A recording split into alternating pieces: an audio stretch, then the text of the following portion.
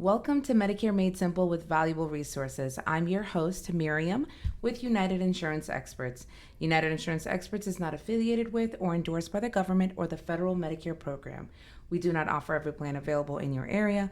In Palm Beach County, we represent several organizations that offer multiple products.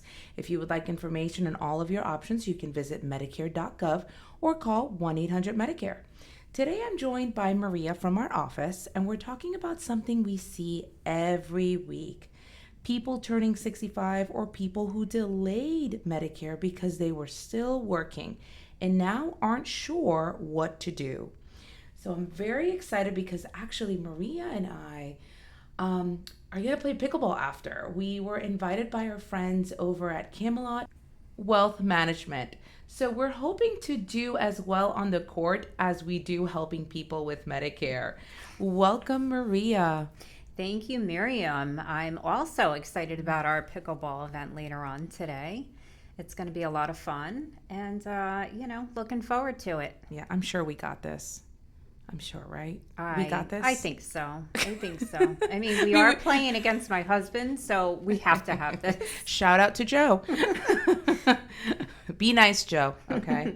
Yeah, we're playing against Joe and Eric, so that's going to be fun. I think so back to Medicare. So exactly, we see people walk into our office with stacks of mail and lots of questions. So today we want to walk through some real situations we see every week and hopefully help our listeners understand what steps they should take. So, Maria, probably the most common question we hear, and correct me if I'm wrong, is I'm turning 65, but I'm still working and I have insurance through my employer. Do I still need Medicare? What do we usually explain? So it depends on the size of the employer. If someone works for an employer with 20 or more employees, they may be able to delay their Medicare Part B and stay on their employer coverage. But if the employer has fewer than 20 employees, Medicare may actually become the primary insurance and they may need to enroll in a Part B when they turn 65. Yeah, and this is super important because Maria and I see this all the time where we get somebody and they're like, well, I have insurance through my employer, but don't actually do the investigation if that plan that they have through the employer is credible in the eyes of Medicare, right? Because that's the key. You want to make sure that the plan you're delaying Medicare for is credible, because what happens is if you delay it and then when you want to take Medicare, you didn't have credible coverage, you will be penalized most likely. So it's always important to get this information. So this is where planning becomes important, right? We always encourage people to talk to their HR department and also speak with someone who understands Medicare rules, right? Like a licensed agent. So if you're already working with someone, go ahead, talk to them. And you don't want to call them last minute. You want to make sure if you're 64 and a half, if you're just turned 64, listen, it's never too early, right? You can go ahead and talk to someone now, get some education, start getting, the brochures, start getting your Medicare information, because sometimes it's a lot and it could be overwhelming, right, Maria? It's like, very, yes. It's just a lot sometimes. So make sure you get your information. We are licensed agents here in Florida and licensed in many states. We've been doing this for a long time. Just to get you that number if you need it, 561-464-2273. Our number again is 561-464-2273. Again, if you're in this situation and you are happy with your employer plan, just check. Make sure it is credible coverage before delaying your Medicare, okay? So another situation we see quite often is someone saying, I thought Medicare was automatic and I didn't realize I needed to sign up. Maria, when is Medicare automatic? That's a great question, Miriam. So Medicare enrollment is automatic only if someone is already receiving Social Security benefits before turning 65. Right. So if they're not receiving Social Security yet, they actually need to apply for Medicare themselves, usually through the Social Security office, right? Or SSA.gov. So always remember, like, if you want to take your Medicare and you're working, it's not just going to magically appear if you didn't sign up for it. Because typically the only time that you will get that Medicare card automatically is if you're already collecting Social Security. Other than that, you would need to enroll in it, right? So I've heard the stories. I've had people, and I'm sure you have as well, Maria, where they come by and they're like, well, you know what? I didn't receive that card and I'm 66 now. When does that arrive? It doesn't arrive, okay? Unless, again, if you're collecting Social Security, then it can arrive via mail, and you'll get the card and you'll have the coverage starting your 65th birthday month. Unless your birthday is on the 1st. Just to give you an example, if your birthday is April 1st, typically Medicare will start the month prior, right? March 1st. So if your birthday's on the 1st, typically your Medicare will start the month before, just to give you that same window as everybody else. So again, if you're working and you want to get on Medicare, you have to enroll, and you have that window 3 months prior to your 65th birthday. And if someone misses their initial enrollment period, which is that 7-month window around their 65th birthday, they could face delays in coverage or even penalties, right? 3 months prior, your birthday month, and 3 months after. That's that 7-month window. So I actually want to talk about things not to do when turning 65. I think that's important. So let's talk about a few mistakes we see people make when they're approaching Medicare. Maria, what would you say would be like the first one that you would like to discuss today? So one of the mistakes is waiting until the last minute to start learning about Medicare. Ideally, people should start looking into their options, I'd say about 6 months before they turn 65. Yeah, and like I mentioned earlier, it's okay to get I get people like that they're like 63. They just turned 64 and they're making that call to us, and I'm just like, yes, thank you. Yeah, You're they're doing prepared. the right thing.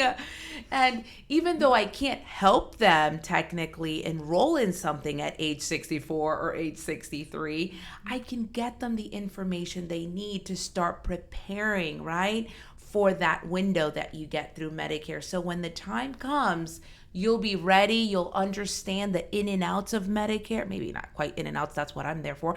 But you'll understand a lot about Medicare and ready to make that decision that's best for you, right? And that's what we do here at United Insurance Experts. We're here to help you and guide you. So you are absolutely right. That is something we see all the time where people...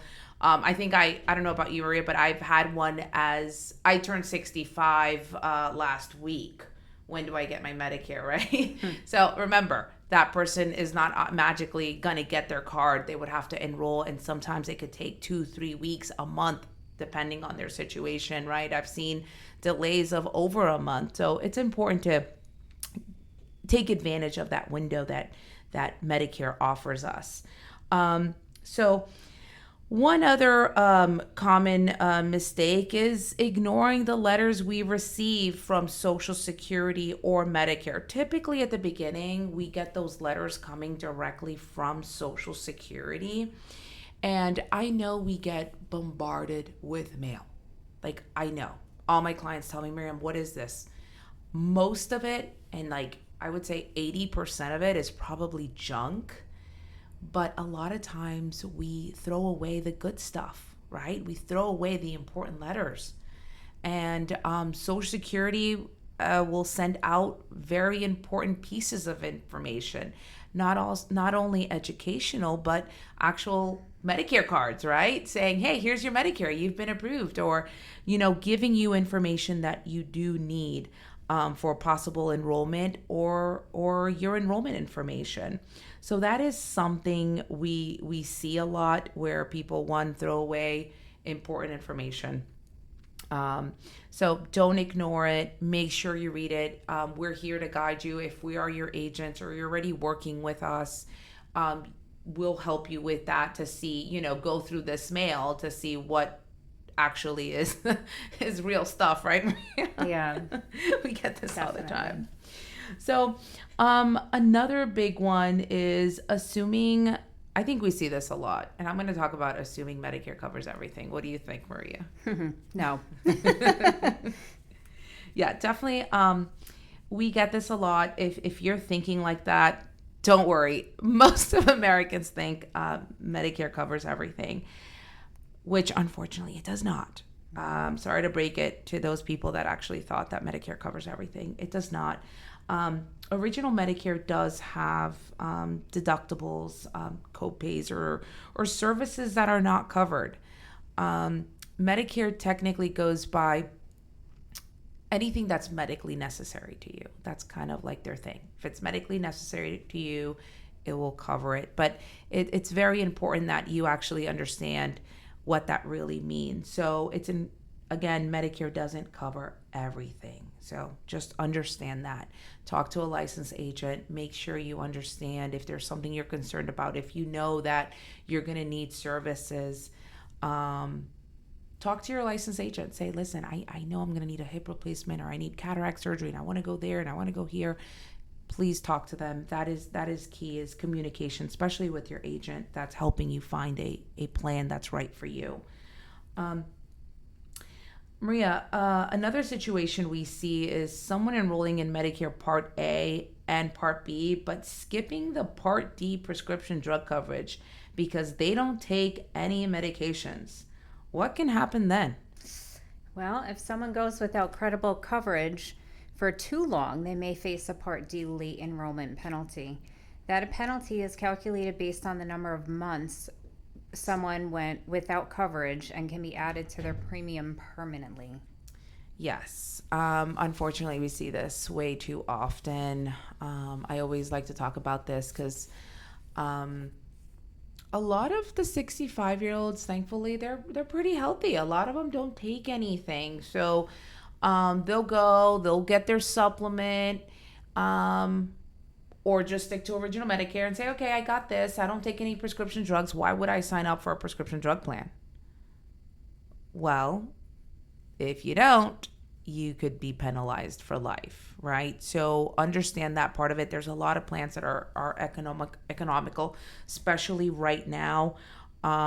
Look into it. If you're in this situation and you didn't sign up for a prescription drug plan, make sure you communicate with a licensed agent to help you when there is a valid enrollment period. Like right now, there isn't one, but maybe in your specific situation, you have a valid special enrollment period that allows you to enroll in a plan. So again, just because, it's not the annual election period, doesn't mean that you may not have a special election period to enroll in a prescription drug plan. So that's why we often recommend reviewing your Part D options, even if someone currently takes very few medications or zero. Okay, so always look at your prescription drug plan. One other thing I want to talk about is for those people that are not new Medicare, but how about I'm 67 and just retiring now, or I'm just retiring now at 67 or 68 or 70, right? Or 72.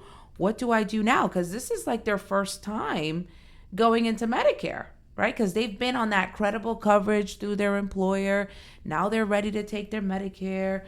What do they do, right? So, Maria, this is probably one of the most common calls we receive in our office, right? When someone says this, that they're 67 or 70, right? That past that 65 age, and saying they've been on an employer plan. What do we usually explain to them? So we first reassure them that this situation is actually very common. Many people continue working past the age of 65 and they stay on their employer coverage. If their employer insurance was considered credible coverage, they may qualify for something called a special enrollment period. This means they can enroll in Medicare Part B after retirement without facing a late enrollment penalty. Exactly. And this is very important for listeners to understand, because when someone retires and loses their employer coverage, they generally have 8 months to enroll in a Medicare Part B plan, which it opens up that special election period.